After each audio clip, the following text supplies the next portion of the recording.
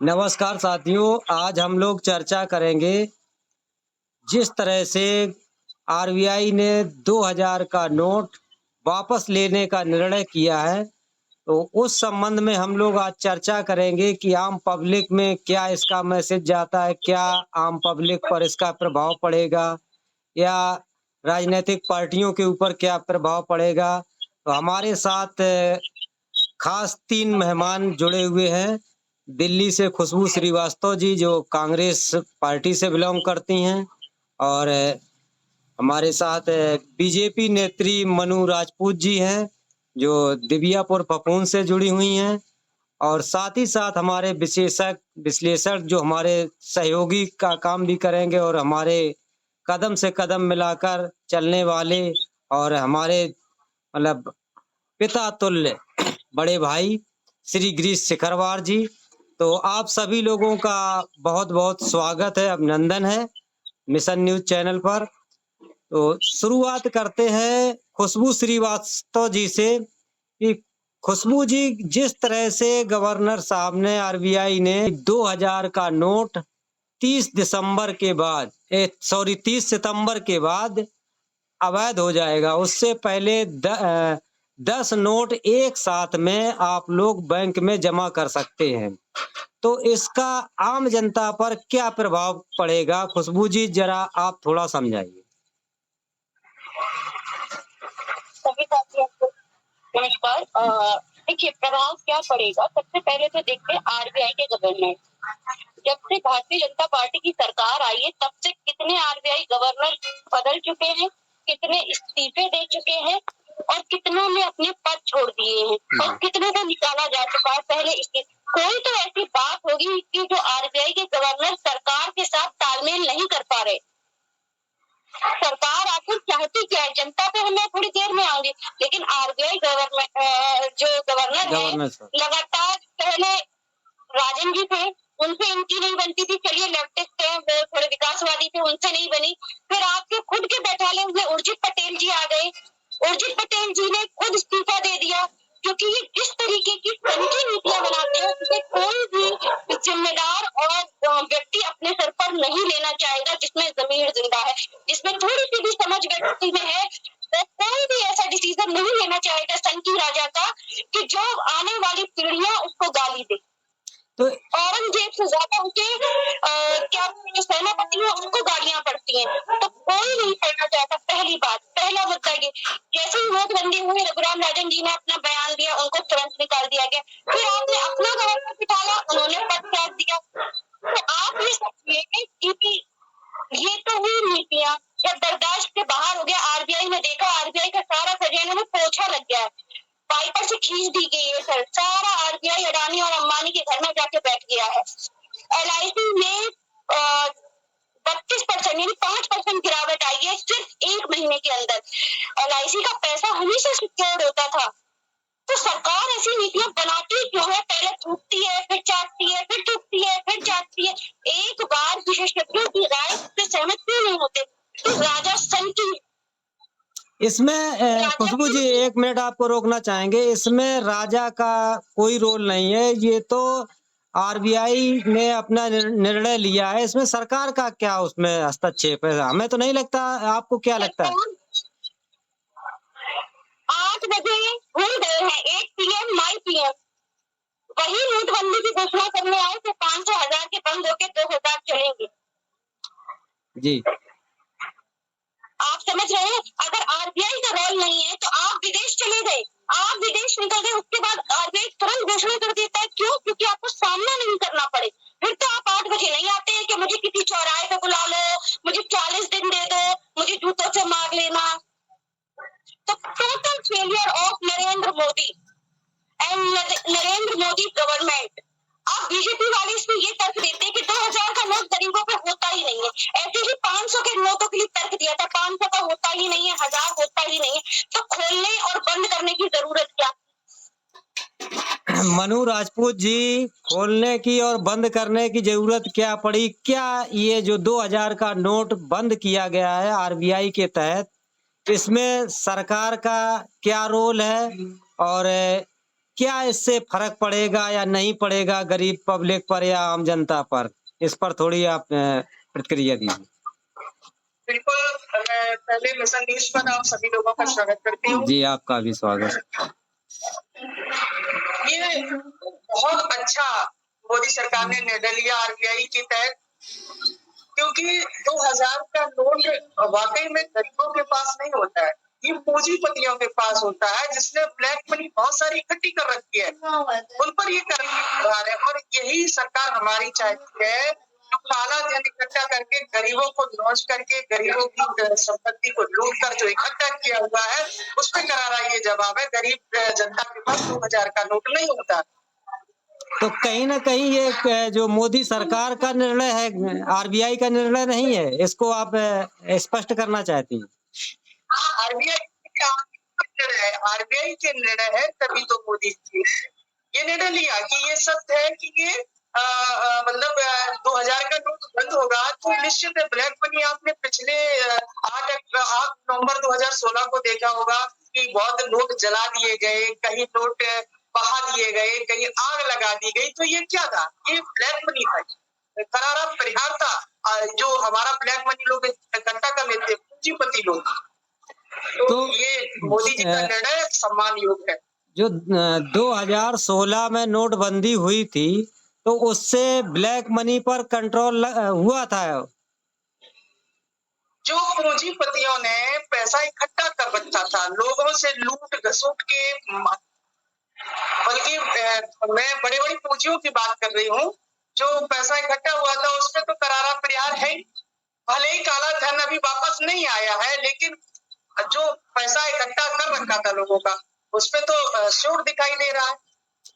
शिखरवार जी, आपको क्या लगता है जो 2016 में नोटबंदी हुई थी और जो अभी 2000 का नोट 30 सितंबर के बाद बंद हो जाएगा, इन दोनों पहलुओं में आपको क्या अंतर लगता है कि काला धन पर प्रहार हुआ, भ्रष्टाचार पर प्रहार हुआ? आपको क्या लगता है कि जो ब्लैक मनी है, उस पर कंट्रोल कर पाएगी मोदी सरकार, बीजेपी सरकार, जो केंद्र सरकार है? शिखरवार जी। सभी को दोस्तों को हमारा नमस्कार, राम राम जी। राम राम। 2016 में भी जब नोटबंदी हुई थी, उस समय भी हमने आपको पहले ही बताया था कि इससे कोई खास लाभ होने वाला नहीं, लेकिन मन में एक ये थी कि इतना बड़ा कदम उठाया गया, तो हम भी ये सोच रहे थे कि कम से कम 3 लाख करोड़ रुपया दोबारा जमा नहीं होगा। लेकिन जब लास्ट में उसके आंकड़े सार्वजनिक हुए जी, तो लगभग आप देख लीजिए कि 99.3% जो सर्कुलेशन में जो उन्होंने नोट बताया था कि 15 लाख इतने हमारे सर्कुलेशन में हैं, तो अधिकांश पैसे जमा हो गए। तो इससे फिर ये भी खत्म हो गया कि अभी देखो एक आंकड़ा आया उनका, आरबीआई ने दिया कि जितना 2000 रुपए छापने में खर्च करना पड़ा, उतने समझ लो चलन में नहीं इस समय लोग, वो सब डंप हो रहे लगातार। तो ये नहीं समझ में आया, इससे 2016 में भी जो तकलीफ आई थी, हमारे लगेबन उद्यम उद्योग खत्म हुए और जितने हुए थे ऑर्गेनाइज सेक्टर, वो भी सब भस्म हो गए थे। नोटबंदी अभी तक समझ लो खड़े नहीं हो पाए। और वैसे तो हम बताएं आपको कि ये जो निर्णय है, अधिकांश अब आप देख रहे होंगे 2-3 दिन से, जब से कर्नाटक का चुनाव हुआ है जी, तब से अचानक इस प्रकार के निर्णय लिए जा रहे हैं, जिससे कि मतलब माननीय प्रधानमंत्री जी की छवि पाक साफ रहे, उन पर कोई सवाल न हो। आप देखिए, सवाल से बचने के लिए उन्होंने एकदम फिर नड्डा जी को आगे किया कि भाई है नड्डा, जबकि आप भी जानते कर्नाटक में केवल प्रधानमंत्री जी और गृह मंत्री के अलावा किसी का कोई रोल नहीं था। लेकिन जैसे ही विपरीत परिणाम आया, तब सरकार को ये नहीं समझ में आ रहा, क्योंकि इसी साल सन 23 जब आपका खत्म होगा तो 6 राज्यों में आपके चुनाव होने वाले, जिसमें मध्य प्रदेश है, राजस्थान है, तेलंगाना में तो अभी 1-2 महीने बाद ही आपका इलेक्शन की शुरुआत हो जाएगी। तो इन राज्यों में भी जाना है। और पिछली बार भी नोटबंदी का जो ये आपका निर्णय था ये राजनीतिक था, अब की बार भी राजनीतिक है, आपको ध्यान हो। शिखरवार जी एक चीज और समझना चाहेंगे, जब भी नोटबंदी होती है कहीं ना कहीं कोई ना कोई चुनाव पीछे जरूर होता है। जैसे 16 में जो नोटबंदी हुई थी तो 17 का चुनाव था। इस समय जो 2000 के नोट पर थोड़ा अभी बंदी नहीं इसको कह सकते हैं, चलन में है, लेकिन 30 सितंबर के बाद चलन में नहीं रहेगा। तो कहीं ना कहीं तो इसे नोटबंदी भी कह सकते हैं दूसरे रूप से। इसके पीछे भी 2-3 राज्यों के चुनाव है, 24 का लोकसभा का चुनाव है, इसको किस तरह से देखते हैं? नहीं, नोटबंदी तो आप सरकार ये कह रही कि 30 सितंबर तक चलेगा, लेकिन जब आप अपने आसपास अगर चलाने जाएंगे तो 2000 रुपया हम दिल्ली में आज नहीं चला पाए, क्योंकि जो भाई आपको छोटा ही मोटा उन पे लेना पड़ेगा। तो वो कह रहे कि भाई साहब, जो लोग ये मना करते थे कि भाई साहब कैश चाहिए, वो ये कह रहे थे कि साहब बड़ा नोट नहीं, क्योंकि देखो बंद कर रही है सरकार। तो हमने कभी 30 सितंबर तक तो है कि भाई साहब बैंक में कौन जाएगा। तो आज हम समझ 1 रुपया नहीं चला पाए, 2000 बताओ। ऐसे आप भी जानते हैं अधिकांश हम छोटे नोट रखते हैं, क्योंकि छोटी जरूरतें हमारे पास हैं। तो राजनीतिक जो आपने बात कही वो टोटली यही है। आपको ध्यान है जिस समय 2017 का चुनाव चल रहा था, तो उस समय देखो भारतीय जनता पार्टी बार बार आरोप लगा रही थी कि समाजवादी पार्टी पैसे नहीं खर्च कर पाई, क्योंकि नोटबंदी से उसकी कमर तोड़ दी गई। और अभी जो देखो आपकी हमारी बहन बैठी है मनु राजपूत जी, जिन्होंने कहा कि उन्हें साहब वो बड़ा अच्छा प्रहार हुआ उसका काले धन पे। तो आप समझ लीजिए कि अभी भाजपा के प्रवक्ता ये मानने तक को तैयार नहीं है कि ये किया किसने। सुशील मोदी जी ये कह रहे हैं कि ये काले धन पर प्रहार है, और जो उनके प्रवक्ता हैं, जो मेन स्ट्रीम के जो मुख्य प्रवक्ता हैं, वो ये कह रहे हैं कि इससे कोई लेना देना नहीं सरकार के, आरबीआई कर रही। लेकिन आरबीआई जो है, आपने देखा होगा पहले आरबीआई अपने मुनाफे का कुछ देती थी, कल नहीं उसमें करीब 78,000 करोड़ रुपया सरकार को दिया आरबीआई ने, कल उनको ट्रांसफर किया। और 16-17 में 2.25 लाख करोड़ रुपया आरबीआई ने दिया था। तो ये केवल ये पैसा जो है, अगर ये विकास कार्यों में लगता है तो ठीक है, लेकिन आरबीआई अपने पास इसलिए रोकता था ये पैसे जो उनको मुनाफा होता, कि जिससे कि कोई बैंक अचानक जैसे गड़बड़ा जाए तो उसको रोका जा सके। तो सरकार ने ये कहा कि नहीं आप अपने पास नहीं रखो, सब पैसे हमारे पास जमा करो। तो आप जानते हैं कि उसी पैसे से चुनाव हो रहे हैं। आप भी जानते हैं चुनाव में घोषित रकम बहुत कम होती है, घोषित ज्यादा खर्चा होता जी। तो मनु जी से समझ लेते हैं, सब चुनाव की रणनीति है जी। शिखरवार जी, मनु जी से समझ लेते हैं, जो ये चुनाव में खर्चा होता है, जिस तरह से शिखरवार जी कह रहे हैं कि जो रकम दिखाई कुछ और जाती है, जो ब्लैक मनी खर्च की जाती है चुनाव में, तो कहीं ना कहीं ये एक षड्यंत्र के तौर पर विपक्षी जो पार्टियां हैं उनकी कमर तोड़ने के लिए इस तरह के कदम उठाए जाते हैं। मनु जी, विपक्षियों के जिसके पास पूंजीपतियों के पास में ऐसा पैसा ब्लैक मनी पैसा होगा, उस पर ये करारा प्रहार विपक्षियों को क्यों कमर तोड़ेंगे? भाई विपक्षी यदि गलत काम करेगा कोई तो कमर टूटेगी, ऐसे कैसे हो सकता है? भाई सबके लिए बराबर, पार्टियों के लिए बराबर काम है ये। ऐसा थोड़ी नहीं कि समाजवादी पार्टी या बहुजन समाज पार्टी अन्य पार्टियों के लिए ये कदम उठाया गया हो। इसमें तो सारी पार्टी, भाजपा भी आती है, सपा भी आती है, बसपा भी आती है, कांग्रेस भी आती है, अन्य पार्टियां, सारी पार्टियों के लिए ये बराबर रूल है। ऐसा नहीं है। लेकिन कहीं ना कहीं शिखरवार जी ये कहना चाह रहे हैं कि जो सत्ताधारी पार्टी हैं उनका जो नोट है वो आसानी से बदला जाता है, लेकिन जो विपक्षी पार्टियां हैं उनको नुकसान पहुंचाया जाता है, ये कहना चाहते हैं। ऐसा नहीं है। तो मनुज खुशबू श्रीवास्तव जी से समझना चाहेंगे। खुशबू श्रीवास्तव जी, आपको क्या लगता है कि जिस हिसाब से शिखरवार जी ने एक आरोप कह लीजिए लगाया सत्ताधारी पार्टी के ऊपर कि विपक्षी पार्टियों की कमर तोड़ने के लिए इस तरह के कदम उठाए जाते हैं, खुशबू जी? आरोप नहीं है। उन्होंने बाकायदा डेटा के साथ, पूरी संख्या के साथ अमाउंट बताया है, पैसा बताया है। इस पैसे का इस्तेमाल कहाँ किया गया? अडानी को टैक्सों में रिबेट करने के लिए दिया गया, कोयले की खदानों के लिए दिया गया। 20,000 करोड़ रुपए किसके हैं?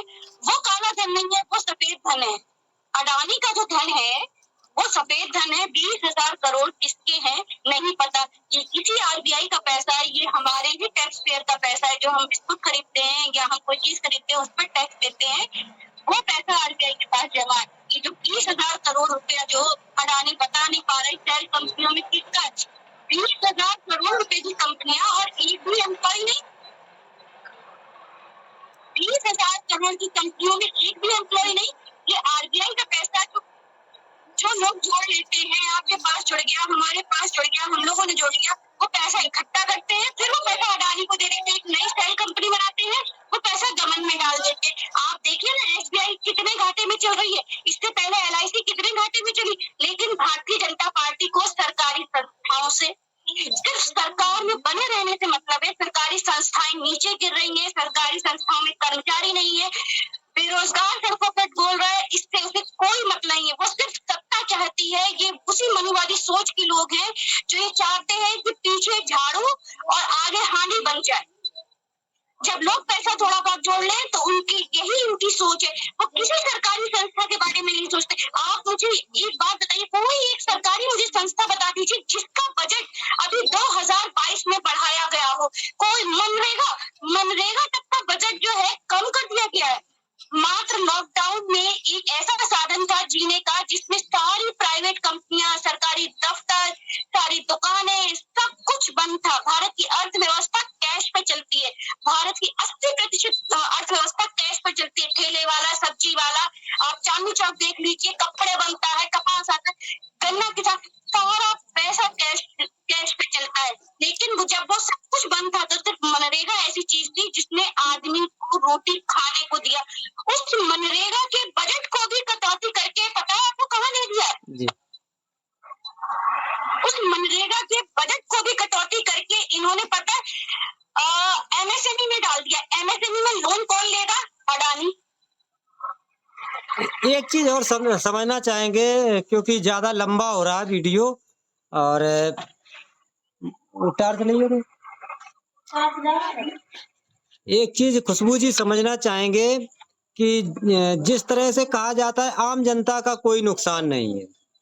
क्या नोट छापे गए, नोटों को बंद किया गया, तो इसमें आम जनता का नुकसान है या उद्योगपतियों का, पैसे वालों का नुकसान है?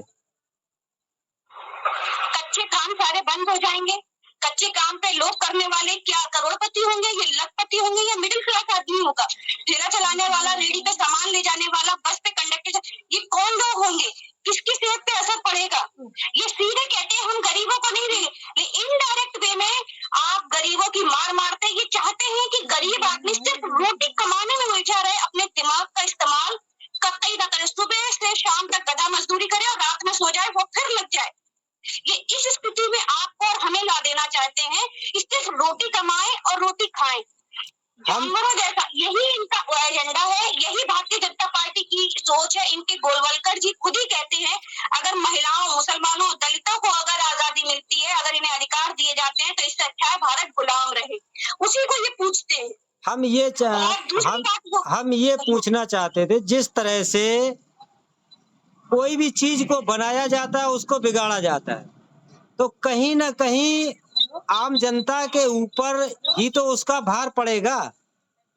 जैसे नोट 2000 का नोट छापा गया और उसको अब नष्ट किया जा रहा है। राजा सनकी है, राजा नंगा है, उसे नंगाई अपनी देखनी ना पड़े तो विदेश जाके बैठ गया है।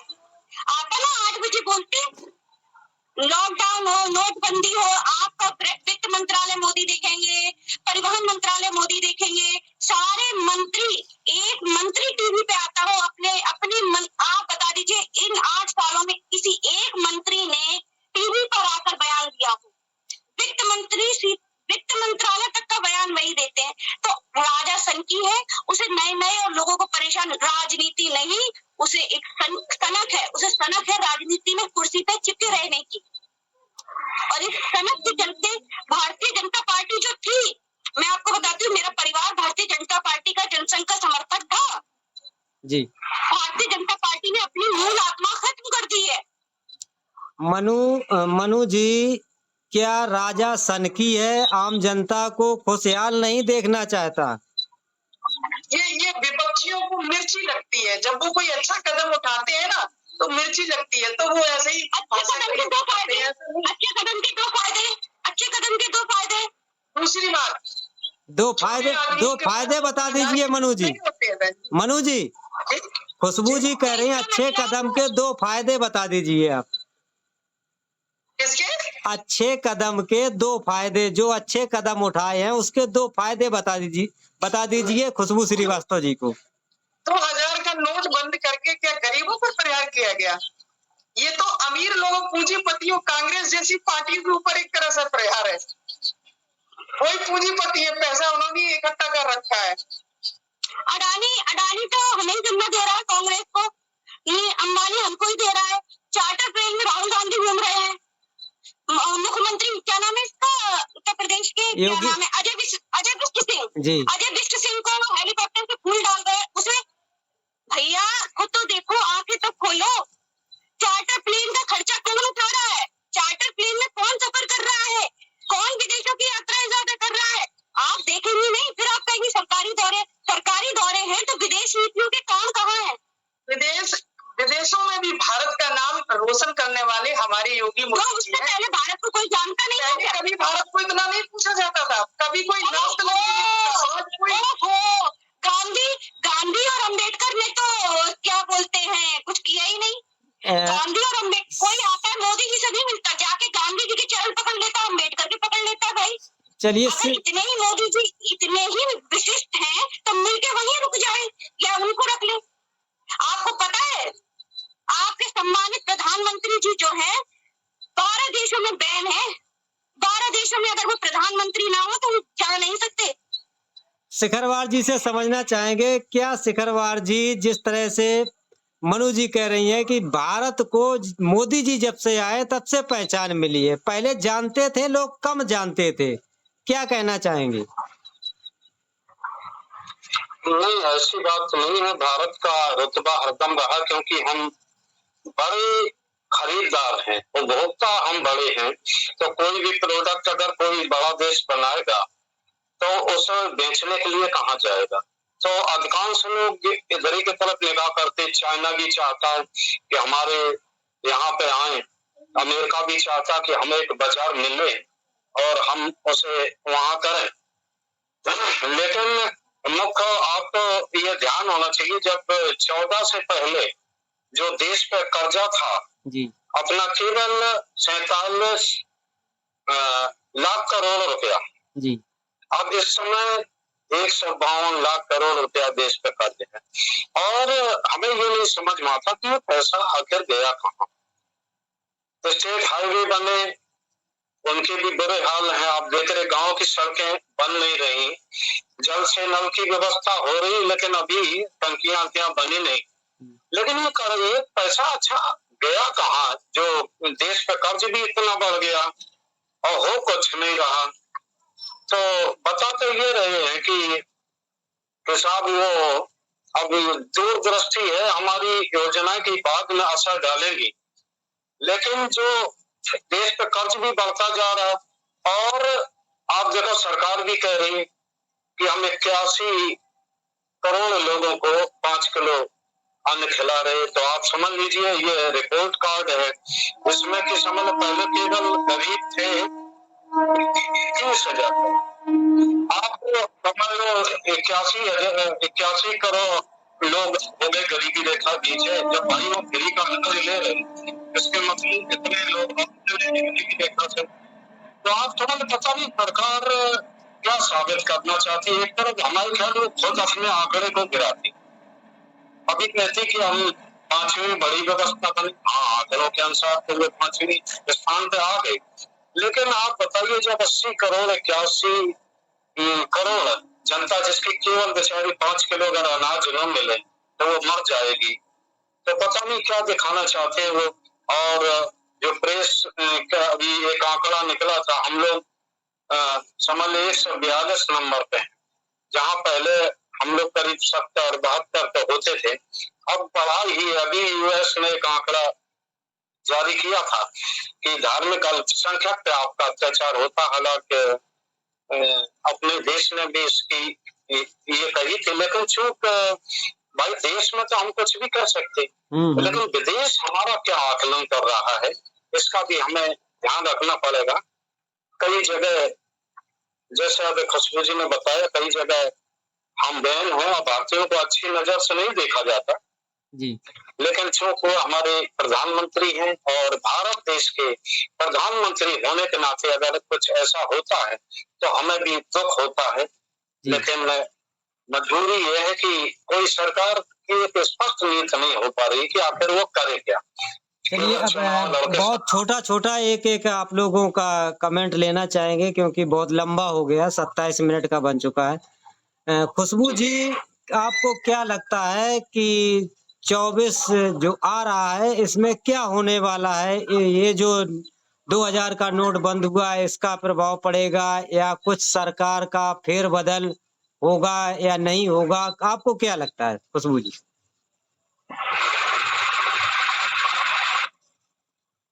आप म्यूट कर लीजिए, आवाज नहीं आ रही आपकी। राजनीतिक तौर पर ये कहा जा रहा है, ये मास्टर स्ट्रोक है, वो मास्टर स्ट्रोक मारते। अभी राजपूत मैडम ने ये बोला ना कि भारत में टंका बज रहा है, टंका बज रहा है। जब देश का प्रधानमंत्री विदेश में जाके यह कहता है कि मुझे भारत में जन्म लेने पर शर्म आती है, पहली बात सर्च कर लीजिएगा गूगल जी, ठीक है, ये सर्च कर लीजिएगा।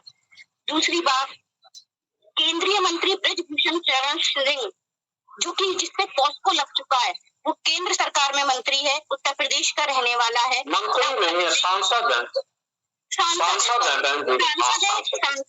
सांसद है। और अब तो वो भंग हो गई है, क्योंकि समय ओवर हो गया था, उसे हटाया नहीं गया, उससे इस्तीफा नहीं लिया गया, ना उसने इस्तीफा दिया। पहली बात, उत्तर प्रदेश में भी भारतीय जनता पार्टी की सरकार है, सेंट्रल में भी भारतीय जनता पार्टी की सरकार है। जब पॉस्को लगता है तो पढ़ लीजिएगा, पॉस्को में इफ एंड बट पास में देखते पहले व्यक्ति जेल के अंदर होता है। तो ये है इनकी दोहरी नीति न्याय की। अब आते हैं नोटबंदी पर। इनके पास भान मीडिया है जो हर समय बचता रहता है, और 100 दिन जो मन की भड़ास मोदी जी निकाल देते हैं, गांव-गांव तक जबरन सुनाई जा रही है और रिपोर्ट भी मांगी जा रही है कि आपने क्या सुना, क्या कहा उन्होंने। अब ये पूछा जाएगा, ये सिलेबस में आएगा आईएएस में कि मोदी जी ने 100 एपिसोड में क्या कहा, इसलिए सबसे रिपोर्ट मांगी जा रही है। ये रिपोर्ट इसलिए नहीं मांगी जा रही, ये रिपोर्ट आपका डेटा मांगा जा रहा है। जी। मनु जी, आपको क्या लगता है ये जो 2000 का नोट चलन से बाहर करके केंद्र सरकार दोबारा सत्ता में आना चाहती है, या आ पाएगी, या कुछ नुकसान होगा? इससे क्या फायदा होगा या नुकसान? मनु जी। कोई नुकसान नहीं होगा, केंद्र में भाजपा फिर रिपीट करेगी। जी, शिखरवार जी, काट की हांडी बार-बार नहीं चलती, काट की हांडी बार-बार नहीं चलती, अन्ना हो या कोई और हो, अन्ना का इंतजार करिए बस। काट की हांडी बार-बार नहीं चलती। चलिए, परेशान मत रहिए, केवल इंतजार करिए आने का। शिखरवार जी, आपको क्या लगता है हैट्रिक लगा पाएंगे मोदी जी या रह जाएंगे? जैसे कि विपक्षी दल, देखिए अगर विपक्षी दल अगर सत्ता बदलना चाहते हैं तो 1 by 1 जब तक नहीं होता, जिसकी संभावना अभी हमें होते हुए नहीं दिख रही। आज ही आपने देखा कर्नाटक में शपथ ग्रहण था, करीब 5 विपक्षी नेताओं को न्योता नहीं मिला, केजरीवाल को नहीं, अखिलेश तो पर आए नहीं, उनके यहाँ कोई परिवार में कमी हो गई है तो वहां है हमारे ख्याल से। ममता का कोई दूत आया था और ये अपने जगमंदो रेड्डी नहीं आए, तेलंगाना के, उनको भी न्योता नहीं किया। तो जहां तक उसकी जो बात है, अगर विपक्ष 1-1 नहीं लड़ेगा तो हमारे ख्याल से ये दूर की कौड़ी होगी। और अभी आप देखिए 24 के चुनाव से पहले ही आपको देखने को मिलेगा 2-3 महीने में अभी दिल्ली सरकार के 2 मंत्री जेल में हैं। जी। अरविंद जी भी जब तक 24 होगा उन्हें निश्चित वो कटघरे में खड़ा किया जाएगा। और अभिषेक, भूपेश बघेल, तेजस्वी यादव, जहां जहां जो लोग ताकतवर छत्रक हैं, इन पे सरकारी एजेंसियों के जरिए दबाव डाला जाएगा, जिससे कि ये एकजुट न हो, अलग अलग चुनाव लड़े। जैसे कि बहन जी आपकी यूपी में बैठी ही हैं, तो हमारे ख्याल से अभी कोई संभावना ऐसी नहीं लग रही विपक्षी एकता की, लेकिन केवल जनता पर विश्वास है। अभी भी आप देखो कर्नाटक में जो परिणाम आई।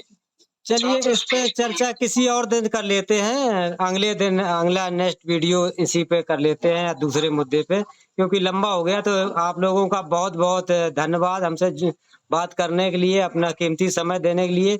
हमारे साथ वरिष्ठ पत्रकार गिरीश सिकरवार जी थे और बीजेपी नेत्री मनु राजपूत जी थी और कांग्रेस से हमारे साथ खुशबू श्रीवास्तव जी।